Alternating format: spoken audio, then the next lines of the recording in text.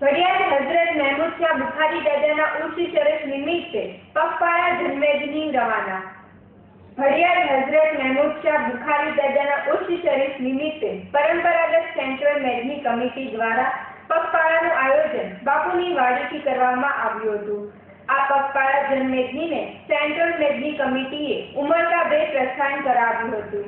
બાદ મેદની ચાવડી ગેટ, વડવા નેરા, મથવા ચોક થઈ નારી રોડ થઈને ઘડિયાળ હઝરત મહેમૂદ શાહ બુખારી દાદાના દીદાર અર્થે રવાના થઈ હતી, જેમાં પગપાળા મેદની દરમિયાન તમામ શ્રદ્ધાળુઓને ચા પાણી નાસ્તો તેમજ ન્યાસનું સુંદર આયોજન પણ કરાયું હતું। ઠંડા પાણીના બાટલા બનતા જાઓ, 10 જલ્દી થાય, ઠંડી થાય, ગરીબી ન હોય, ઠંડી થાય પીતા જાઓ।